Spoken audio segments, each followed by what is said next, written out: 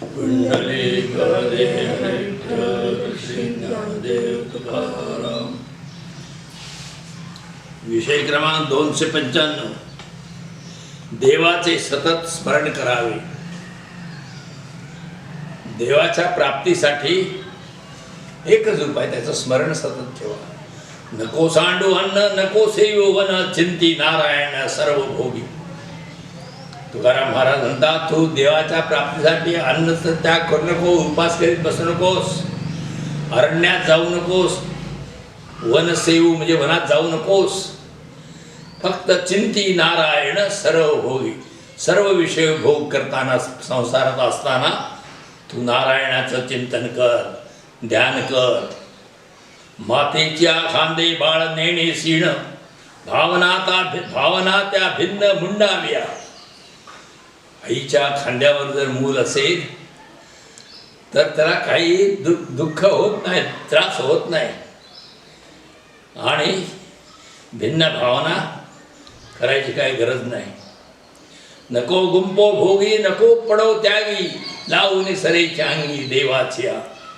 अरे तू भोग भोगण्यामध्ये गुंतून राहू नकोस आणि त्याग करण्यामध्ये बी त्या त्यागाच्या भानगडीत बी पडू नकोस. हे सर्व भोगता नारायण आहे असं समज, देवावर सगळं सोपव.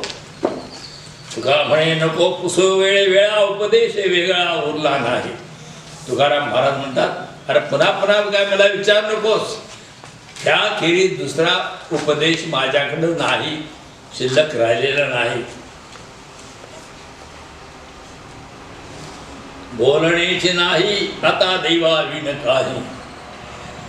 देव काय बोलायचं असेल तर देवाबद्दलच बोलायचं. एक सरे केला नेम, देवा दिले क्रोध काम. आम्ही एकच नेम केला आहे आणि माझ्यामधली जी कामभावना आणि माझ्यामधला जो क्रोध आहे तो मी देवाला देऊन टाकलाय. तो माझ्याकडे मी ठेवलाच नाही. पाहे न ते पाये जोवरी हे दृष्टी धाय. मी देवाचे पायाचं दर्शन घेईन कुठपर्यंत, माझी दृष्टीला अगदी संतुष्ट होईपर्यंत, समाधान होईपर्यंत. तुका म्हणे मने हेची संकल्प वाहणे. तुकाराम महाराज म्हणतात, मनाने मी हाच संकल्प केलेला असो त्याप्रमाणे आचरण करणार आहे. निर्वैर होणी साधनाचे मूळ, एरते विल्हाळ सांडी मांडे. की निर्वैर, कुणाशी वैर न करणं, हे सगळं हे देवप्राप्तीच्या साधनाचं मूळ आहे. एरते विल्हाळ सांडी मांडी. आणि इतर जे काय ज्या हे गोष्टी आहेत, विल्हाळ जे खटापटोप काय जो आहे तो तो तो व्यर्थ आहे, त्याचा काय उपयोग नाही. नाही चालो वेत सोम संपादनी, निवडे अवसाने शुद्ध अशुद्ध. सोम काढून काय असं हे चालत नाही, की शेवटी शुद्ध कोणतं आणि अवसाने म्हणजे अगदी शेवटी शुद्ध कोणतं आणि अशुद्ध कोणतं ते कळून येते. त्यागी नाव तरी निर्विषय वासना. त्याग काय कशाला म्हणायचं, आपल्या वासनेमध्ये कोणताच विषयाची विचार ठेवायचा नाही. विषयावर कोणतीही आपली वासना जाऊ द्यायची नाही. वासनेचा नाश करून टाकणं ह्याला त्याग म्हणायचं. कारणापुरते विधी आणि कार्यकारणापुरतंच हे कारणापुरतंच विधी हे असावं.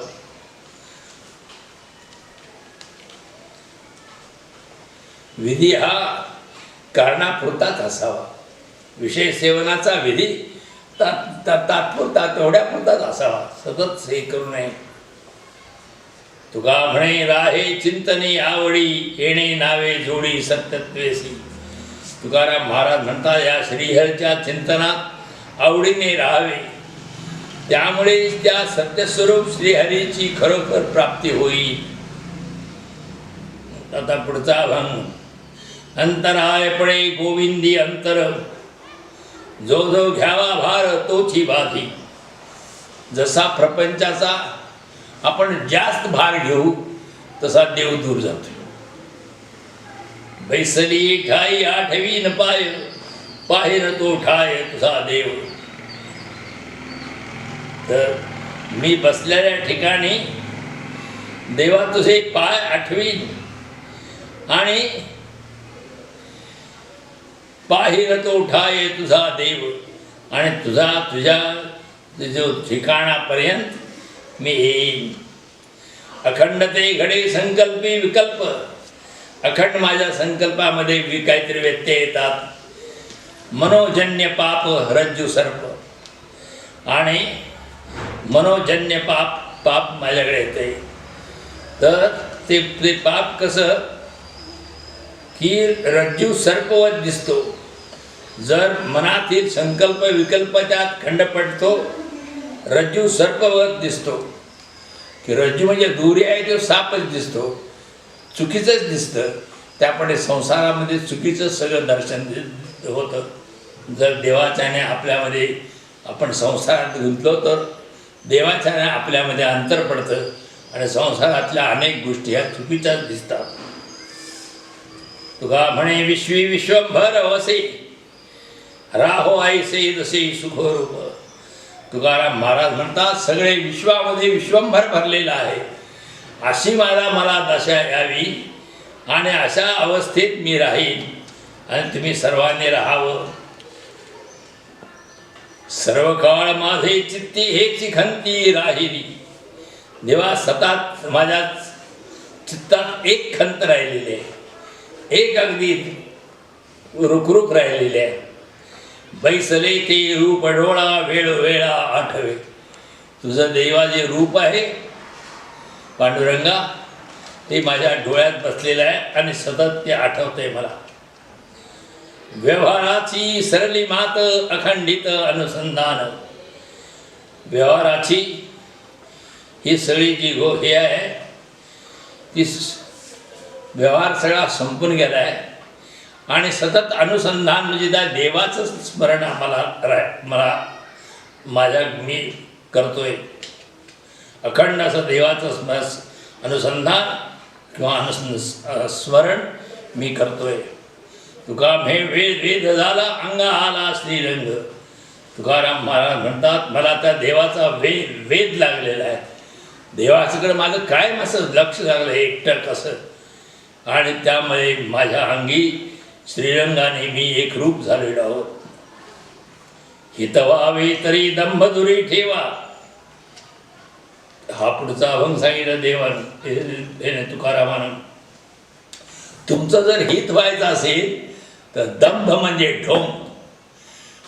चांगलं मी आहे, वाईट असताना मी चांगला आहे म्हणून सांगायचो, ह्याला ढोंग म्हणायचं. तुमचं जर हित व्हायचं असेल तर दंभदुरी ठेवा. चित्तशुद्धी सेवा देवाची.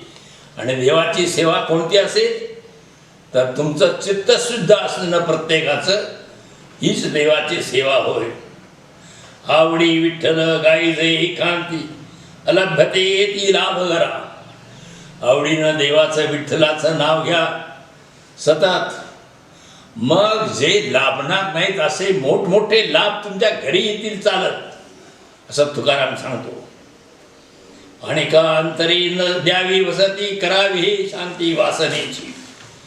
आणि आपल्या कुठल्याही विषयांची आपल्या मनामध्ये वस्ती होऊ देऊ नये.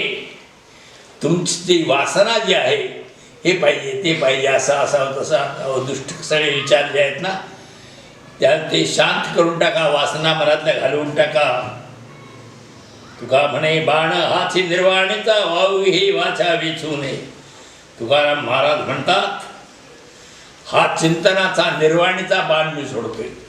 काय कळलं युद्धामध्ये अगदी शेवट आपल्या जीवावर आलं की एक शेवटचा बाण म्हणून सोडतात.